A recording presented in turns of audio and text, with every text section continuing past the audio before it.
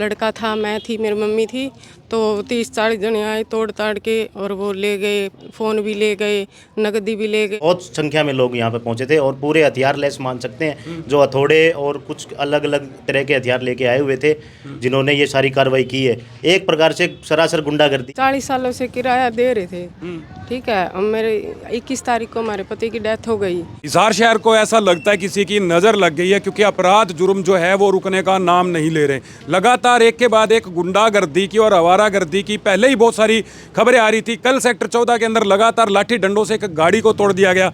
और ये अगर आप पीछे देख पा रहे हैं, पूरे के पूरे महिलाएं खड़ी है। इनकी वजह क्या है कि कुछ लोग आते हैं, बड़े बड़े हथौड़े और घड़ा हाथ में लेकर आते हैं और लेंटर तोड़ देते हैं। अभी इनका मामला लंबित था कोर्ट के अंदर और किराया भी ये लोग दे रहे थे, लेकिन फिर ऐसी क्या वजह रही कि वो सारे यहाँ पहुँचते हैं और बगैर किसी कोर्ट के नोटिस के सारा का सारा जो मकान है, लेंटर है, उसको तोड़ देते हैं। सीसीटीवी कैमरे के अंदर भी फुटेज है, वो भी आपको दिखाएंगे, पर बात कर लेते पहले। बताइए क्या हुआ है जी, पूरी बात। जी, हमारे पति के 40 सालों से किराया दे रहे थे, ठीक है। अब मेरे 21 तारीख को हमारे पति की डेथ हो गई। वो 15 तारीख को आए, धमकी धमकी दे के चले गए। फिर उसके बाद वो 19 को फिर आए, 30-40 जने। हम अंदर थे, लड़का था, मैं थी, मेरी मम्मी थी। तो 30-40 जने आए तोड़ ताड़ के और वो ले गए, फ़ोन भी ले गए, नकदी भी ले गए और सारा सामान तोड़ दिया और कैमरे कुमरे सब तोड़ दिए। उसकी हार्ड डिस्क भी ले गए, सब कुछ ले गए। तो वो ऐसे कर रहे हैं, धमकी भी दे रहे हैं मारने की कि हमारी दुकान खाली करो, वो करेंगे, ऐसे कर रहे हैं। इसलिए इसकी कार्रवाई की जाए। पुलिस में आपने कंप्लेंट करी? मैंने, हाँ, उसी 19 तारीख को, 15 तारीख को भी दे के आए थे, एप्लीकेशन दे के आए थे सिविल लाइन में। और 19 तारीख को भी हम एसपी के पास गए थे, उनको दे के आए थे। फिर शाम को वहाँ भी दे के आए थे। तो आप रहते यहीं अंदर ही है? नहीं, पास में मकान है, पास में मकान है जी।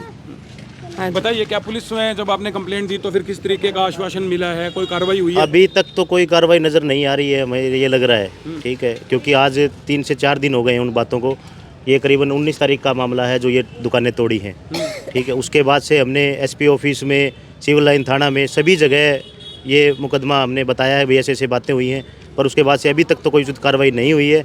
जो खाना पूर्ति वाली बात है वो शायद हो रही है, हम ये कह सकते हैं कि खाना पूर्ति कर रहे हैं वो लोग, ठीक है। अब इसके लिए हम यही सहयोग चाहते हैं मीडिया के द्वारा भी कि हमारे साथ पूरा सहयोग करके हमें जो भी हो सके उचित कार्रवाई इस पे की जाए और जल्द से जल्द कार्रवाई हो। अंदर भी तोड़फोड़ की है? अंदर भी सारा अंदर लगातार आपको वीडियो में ना दिखाते रहेंगे कि किस तरीके की तोड़फोड़ की गई है।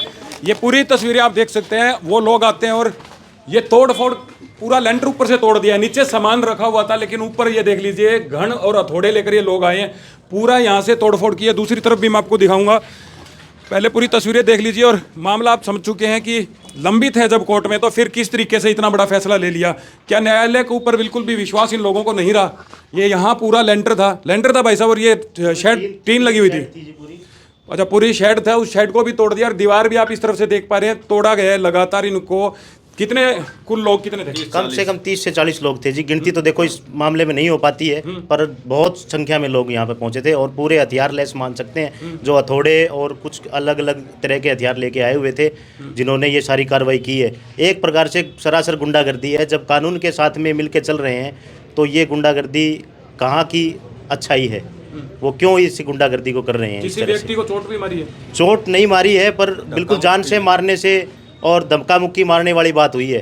क्योंकि एक बंदा जब अकेला है 20 आदमियों के बीच में, 40 आदमियों के बीच में, क्या करेगा वो?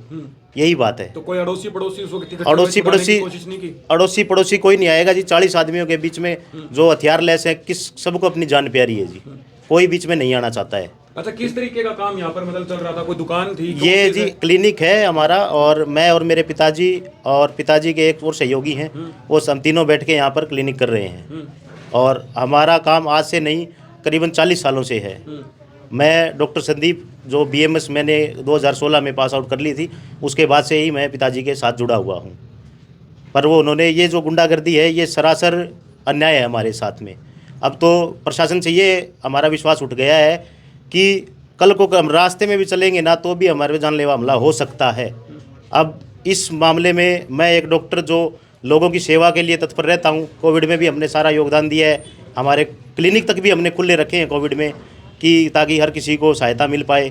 पर हमारे साथ अगर ऐसा अन्याय होगा तो हम कहाँ जाएंगे? हम आपसे यही गुजारिश करते हैं कि आप हमारी बात पहुंचाएं प्रशासन तक, ताकि हम साथ वो हमारा दें। बिल्कुल शासन प्रशासन तक ये वीडियो पहुंचे और इन लोगों ने जो न्याय की गुहार लगाई है वो न्याय इनको मिले, क्योंकि बड़ी बात एक ये है कि अभी तक कोर्ट का कोई फैसला आया नहीं था। ये बता रहे हैं कि किराया जो है वो कोर्ट के माध्यम से उन व्यक्तियों तक पहुंचाया जा रहा था और नोटिस कोई कोर्ट का इशू नहीं हुआ, तो फिर इस तरीके की गुंडागर्दी करने का क्या मतलब है। एक पक्ष ने जो आरोप लगाए हैं वो पूरी बातचीत आपको दिखा दिया। अगर दूसरा पक्ष भी चाहता है कि अपनी बात रखनी तो हमारे चैनल से संपर्क कर सकता है। हम किसी भी आरोप की पुष्टि नहीं करते। फिर किसी खास अपडेट के साथ आपको मिलते हैं, तब तक के लिए धन्यवाद।